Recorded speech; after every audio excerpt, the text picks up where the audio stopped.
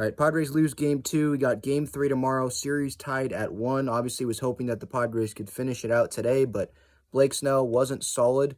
But with that said, I was fine with him giving up only 2 runs. If you would have told me before the game that Snell would have walked 6 guys and 2 earned runs was his total runs allowed, I would have been fine with that. I would have took that and run with it. And that's what happened. The offense didn't come through in some situations. Soto, I believe, had a runner in scoring position in the 7th and grounded out to the pitcher. I think it was the 5th inning. There was a runner on third, 1 out. Manny, was it Manny? It's either Manny or Soto. I think it was Manny. Manny and then Bell, they both struck out. And DeGrom was DeGrom. He pitched good today.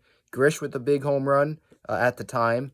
But the game obviously turned for the worse when Morejon just couldn't control his fastball, couldn't locate it, had trouble with the communication in his ear. That had to mess with him, I guess, a little bit there with Nola. I don't really understand. I mean, I like Bomel when he trusts his pitchers, but this I don't think was the time to trust Adrian Morejon. He had just walked 2 guys in a row. I know that one of them probably shouldn't have been a walk because the umpire, Chris Guccione, sucked on that at-bat. But the bottom line, it goes in the scorebook as 2 walks. Bases are loaded there. A lefty, Jeff McNeil, coming up. He's not controlling the fastball at all there. So you leave him in, doesn't work out. You have Pierce Johnson come in, who is a righty, by the way, to face, I believe, a lefty, couple lefties. Why do you go with Pierce Johnson there? Some people might have said, oh, you should have brought Pierce Johnson in earlier. I don't really agree with that. I thought you should have probably brought in a lefty other than Pierce Johnson after Morejon, and you shouldn't have let Morejon face McNeil with the bases loaded there. That brought in those 2 runs. You could have gone with Tim Hill. Shamanaya, I probably wouldn't have wanted to go there, but I would have been fine with him trying Tim Hill left on left instead of continuing to go with Morejon. The Mets knew what was coming. It was all fastballs. That's what it was.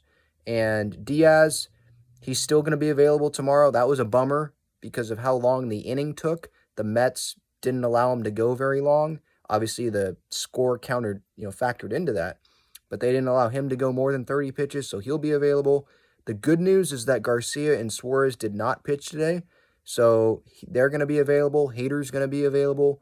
And like I've said previously, I will take Joe Musgrove on the mound over Chris Bassitt in a winner-go-home game. I'm very confident in Joe Musgrove that he will perform, he will come through, and so I think the Padres will get it done tomorrow. I think you should have faith in Joe Musgrove. If you don't, I don't know what to tell you. This guy, he's going to be prepared. He's going to grind through a start even if things aren't going well. I don't think he usually has blow-up innings. I don't remember the last time, maybe the Phillies game way back this summer. I'm confident in him over Chris Bassitt. So let's hope the Padres can come out tomorrow and get that win, because it's going to be disappointing if they have a very convincing Game 1 win and then they lose the next 2.